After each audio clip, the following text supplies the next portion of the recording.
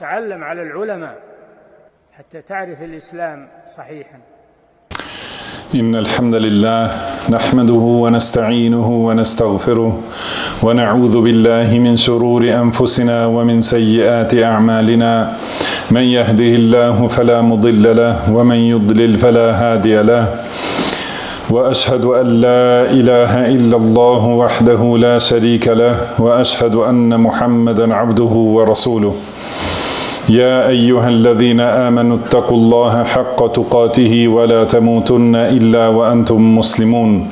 يا أيها الناس اتقوا ربكم الذي خلقكم من نفس واحدة وخلق منها زوجها وبث منهما رجالا كثيرا ونساء واتقوا الله الذي تساءلون به والأرحام إن الله كان عليكم رقيبا.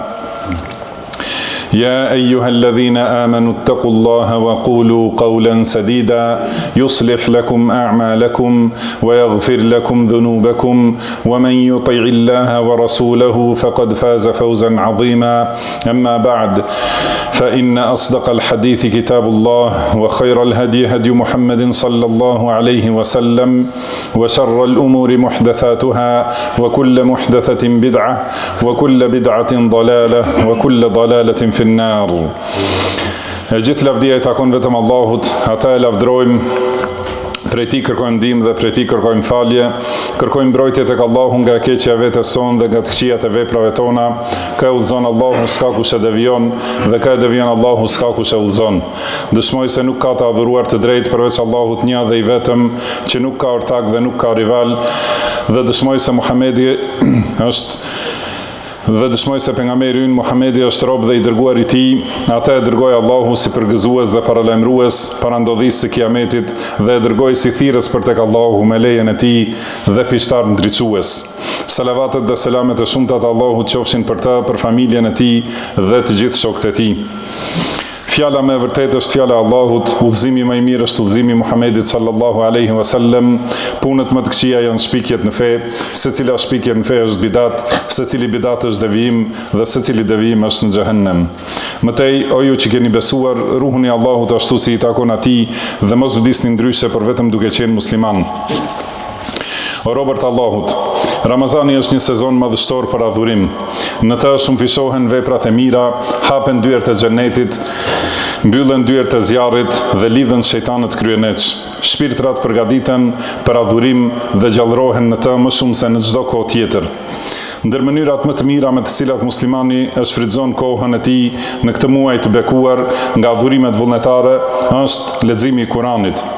Leximi I Kuranit në këtë muaj ka një veçanti të posaçme, sepse Allahu e filloi zbritjen e tij pikërisht në muajin Ramazan. Ka thënë Allahu I lartësuar: "Shahru Ramadan alladhi unzila fihi al-Quran hudan lin-nasi wa bayyinatin min al-huda wal-furqan." Muaji Ramazan është ai në të cilin zbriti Kurani. Udhëzim për njerëzit dhe argumente të qarta të udhëzimit dhe dallimit mes së vërtetës dhe të pavërtetës. Ku janë pra ata që përpiqen dhe garojnë në të mira, ku janë ata që synojnë të jenë të parët në adhurim, sidomos kur leximi I shumt I Kuranit në këtë muaj të bekuar ka një vlerë të veçantë. Xhibrili alayhi salatu wassalam e përsëriste Kuranin me profetin sallallahu alaihi wasallam një herë çdo vit gjatë Ramazanit, ndërsa në vitin në të cilin ai ndroi jetë ja përsëriti 2 herë si përforcim dhe vërtetim. Selefët e devotshëm e shtonin shumë leximin e Kuranit në Ramazan, si në namaz, ashtu edhe jashtë tij. Az-Zuhri rahimahullah thoshte, kur hyn Ramazani, ai është vetëm lexim Kurani dhe ushqimi të varfërve. Shumë prej selefëve e përfundonin leximin e Kuranit shumë herë gjatë një Ramazani. Prandaj merrni ata për shembull në përkushtim ndaj leximit të Kuranit fisnik dhe meditimit të kuptimeve të tij. O robërt Allahut, librin e Allahut e kemi para duarve tona. Xhamit dhe shtëpitë tona janë të mbushura me mushafe. Por a e kemi pyetur ndonjëherë veten dhe a kemi marrë në llogari shpirtin sa lexon prej këtij Kurani? Sa herë e hap mushafin gjatë ditës apo gjatë muajit? Sa herë përfundon leximin e Kuranit gjatë vitit, gjatë jetës apo gjatë një Ramazani? Padyshim, shpirti ka nevojë për vetëlloggaritje, qortim dhe mbikëqyrje të vazhdueshme. Ti vetë përfiton nga fjala e Allahut kur e lexon atë, dhe për këtë ke shpërblim madhështor dhe mirësi të shumta. Ai që privohet nga leximi dhe recitimi i Kuranit natën dhe ditën ka humbur shpërblime të mëdha dhe ka shpërdoruar shumë të mira. Leximi i Kuranit është tregtia e besimtarëve që nuk shkatërrohet dhe nuk humbet. Ka thënë Allahu i lartësuar: "Innal ladhina yatluna kitaballahi wa aqamus salata wa anfaqu mimma razaqnahum sirran wa alaniyah yarjuna tijaratan lan tabur liyuwaffiyahum ujurahum wa yazidahum min fadlihi innahu ghafurun shakur."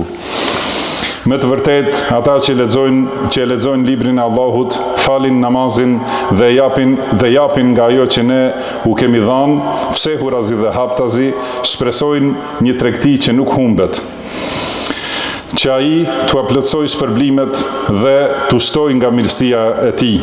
Vërtet ai është falës dhe mirënjohës. Me leximin e Kuranit qetësohet shpirti, rahatohet zemra dhe largohen brengat dhe shqetësimet. Sa njerëz të sprovuar ankohen për ngushtësi dhe pikëllim, pa e ditur se shkaku i kësaj është largimi i tyre nga leximi i Kuranit. Ka thënë Allahu: "Alladhina amanu wa tatma'innu qulubuhum bi dhikrillah, ala bi dhikrillahi tatma'innul qulub." Ata që besojnë dhe zemrat e tyre qetësohen me përmendjen e Allahut. Vërtet, me përmendjen e Allahut qetësohen zemrat. Kurani është këshill për kujtim dhe shërim për atë që gjendet në gjokse. Ka thënë Allahu: "Ya ayyuhan nasu qad ja'atkum maw'izatun min rabbikum wa shifaa'un lima fi s-suduri wa hudan wa rahmatun lil mu'minin." O njerëz, ju ka ardhur këshill nga Zoti juaj, shërim për atë që gjendet në zemra, udhëzim dhe mëshirë për besimtarët. Robërt Allahut, njerëzit e Kuranit dhe ata që e studiojnë atë së bashku në tubime, mbi ta zbresin mëshirat e Allahut nga shumë anë. Nga Ebu Hurajra radhiyallahu anhu transmetohet se i dërguari Allahut sallallahu alaihi wasallam ka thënë: "Majtama'a qaumun fi baytin min buyutillahi yatluna kitaballahi wa yatadarasunahu bainahum illa nazalat alayhimus sakinah wa ghashiyatuhumur rahmah wa haffathumul malaika wa dhakarahum Allahu fi man 'inda." Sa herë që një grup njerëzish mblidhen në një prej shtëpive të Allahut, duke lexuar librin e Allahut dhe duke mësuar atë mes tyre, mbi ta zbret qetësia, i mbulon mëshira, i rrethojnë me lajket dhe Allahu i përmend tek ata që janë pranë tij. Sa i madh është ky shpërblim dhe sa bujare është kjo dhuratë për njerëzit e Kuranit. Allahu u angre pozitën dhe i përmend në tubimin më të lartë, dhe kjo mjafton si nder, krenari dhe madhështi. Allahu i lartësuar thot: "Laqad anzalna ilaykum kitaban fihi dhikrukum afala ta'qilun." Ne ju kemi zbritur një libër në të cilin gjendet nderi dhe përmendja juaj. A nuk mendoni? Pra nderi juaj, krenaria juaj dhe ngritja juaj janë në Kuranin e madhrishëm. Ngritja njerëzve të Kuranit është se Allahu i ka bërë ata njerëzit e tij dhe të zgjedhurit e tij të veçantë. Transmetohet nga Enesi radhiyallahu anhu se i dërguari Allahut sallallahu alaihi wasallam ka thënë: "Inna lillahi ahlina minan nas." Allahu ka njerëz të veçantë prej njerëzve në përgjithësi. Qalu ya Rasulallah, man hum? Kanë thënë: o i dërguari Allahut, kush janë ata? Ka thënë: hum ahlul Quran, ahlullahi wa khasatuhu. Tha, ata janë njerëzit e Kuranit, ata janë njerëzit e Allahut dhe të zgjedhurit e tij, të veçantët e tij. Transmeton Ibn Majah dhe Albani e bën sahih. Po ashtu ka thënë pejgamberi sallallahu alaihi wasallam: inna Allaha yarfa'u bi hadha al-kitabi aqwaman wa yad'u bihi akharin. Me këtë libër Allahu ngre disa njerëz dhe me të poshtron të tjerë. Transmeton Muslimi. Nga mirësitë e Allahut të madhruar në botën tjetër për njerëzit e Kuranit është se ai do të vijë ndërmjetësues i pranuar për njerëzit e tij. për ata që u përpoqen në leximin e tij, që i ndan kohë Kuranit dhe i dhan pjesë nga jeta e tyre fjalës së Allahut të lartësuar.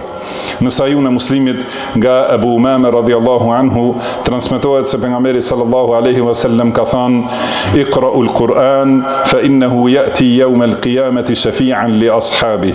Lexojeni Kur'anin sepse ai do të vijë ditën e gjykimit si ndërmjetësues për shokët e tij ose për njerëzit e tij. Madje ai do të vijë duke mbrojtur dhe duke argumentuar për lexuesin e tij derisa ta udhëheqë atë drejt xhenetit. Nga Abdullah ibn Mas'ud radhiyallahu anhu transmetohet se i dërguari Allahut sallallahu alaihi wasallam ka thënë: "El-Qur'anu shafi'un mushaffa' wa mahilun musaddaq. Man ja'alahu amamahu qadahu ila al-jannah wa man ja'alahu khalfahu saqahu ila an-nar."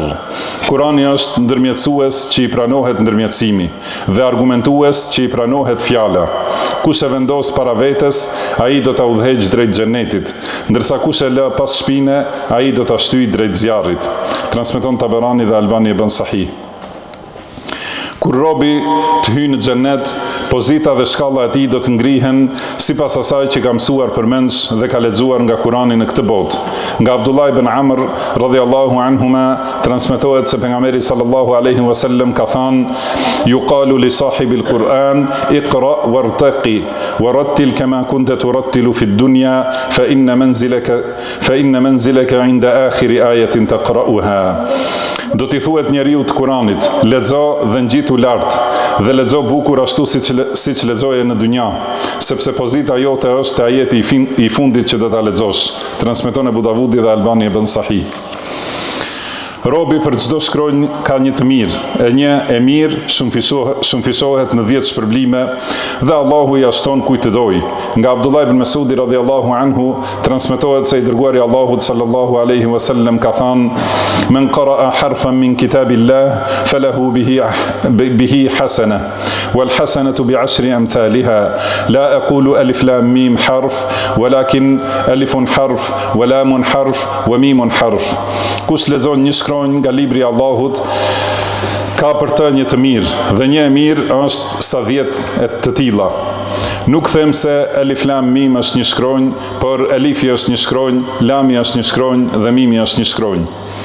Prandaj përpiquni o robërt Allahut në leximin e librit të Allahut, mjaft më me neglizhencë ndaj shpërblimeve të mëdha, jepini Kuranit një pjesë të përditshme, një kohë të caktuar dhe një vend të veçantë në jetën tuaj. Sa shumë na kanë larguar telefonat tanë, ndejat dhe shoqëritë tona nga fjala e Zotit ton. O Allah, na ndihmo të përmendim, të falenderojmë dhe të adhurojmë në mënyrën më të bukur. Allahu më bekoft mua dhe ju me Kuran dhe Sunet, na e bëft të dobishëm secilin për kujtim në to, çdo urtësi dhe secilin ajet. I them këto fjalë dhe kërkoj falje tek Allahu për mua dhe për ju nga secili gjuna dhe mëkat. Kërkoni falje atij sepse ai është falësi mëshiruesi.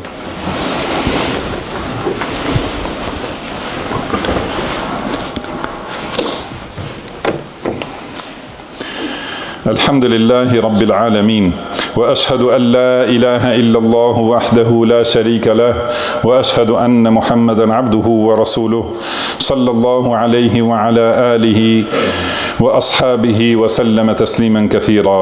E gjithë lavdia i takon Allahut, dëshmoj se nuk ka të adhuruar të drejt pos Allahut një dhe të pashoq, dhe dëshmoj se Muhamedi është rob dhe i dërguar i tij, të cilin Zoti i tij e dërgoi si mëshirë për të gjithë botët. Salavatet dhe selamet e shumta të Allahut qofshin për të, për familjen e tij dhe për sahabët e tij dhe të gjithë që e ndjekin udhën e tij. Mëtej e porosis veten time dhe ju me takwa, kujdes dhe ruajtje, sepse takwaja është furnizimi më i mirë për ditën e gjykimit. Vëllezër besimtar, ndër veprat më të mira me të cilat muslimani afrohet tek Zoti i tij gjatë këtij muaji përmes adhurimeve vullnetare është falja e natës në këto net të bekuara. Allahu i madhruar, duke i lavdruar ata që falen natën, thot: "Walladhina yabituna li rabbihim sujjadan wa qiyama", ata që e kalojnë natën për Zotin e tyre në sejdë dhe në këmbë. Gjithashtu thot: "Tatajafa junubuhum 'anil madaji'i yad'una rabbahum khawfan wa tama'a wa mimma razaqnahum yunfiqun fala ta'lamu nafsun ma ukhfiya lahum min qurrati a'yun jaza'an bima kanu ya'malun." Ata largohen nga shtretrit, e lusin Zotin e tyre me frikë dhe shpresë dhe japin nga ajo që ne i kemi furnizuar. Askush nuk e di se çfarë kënaqësish janë fshehur për ata si shpërblim për atë që kanë vepruar.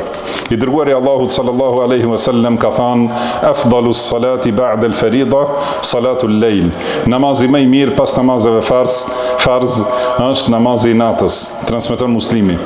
Gjithashtu ka thënë: "Eyyuhan nas, afshu as-salam wa at'imu at-ta'am wa sallu bil-layli wan-nasu niyam." أيها الناس أفشوا السلام وأطعموا الطعام وصلوا الأرحام وصلوا بالليل والناس نيام تدخلوا الجنة بسلام. O njerëz, përhapeni selamin, ushqeni të varfrit, mbani lidhjet familjare dhe faluni natën kur njerëzit janë në gjumë. Kështu do të hyni në xhenet me paqe. Transmeton Tirmidhiu dhe thot hadith hasan sahih. Ndërsa posaçërisht për faljen e Ramazanit, pejgamberi sallallahu alaihi wasallam ka thënë: "Men qama Ramadana imanan wa ihtisaba, ghufira lahu ma taqaddama min dhanbi." Kush e fal Ramazanin me besim dhe duke shpresuar shpërblimin, i falen mëkatet e kaluara. Nga namazi i natës është edhe namazi i teravis. Prandaj muslimani duhet t'i kushtoj kujdes dhe t'jeti rregullt në të gjatë gjithë muajit. Pejgamberi sallallahu alaihi wasallam ishte i pari që e vendosi faljen me xhamat të teravive në xhami, pastaj e la nga frika se mos bëhej obligim për umetin e tij. Më pas këtë sunet madhështor e ringjalli Omeri radhiyallahu anhu dhe muslimanët vazhdojnë me këtë praktikë deri sot.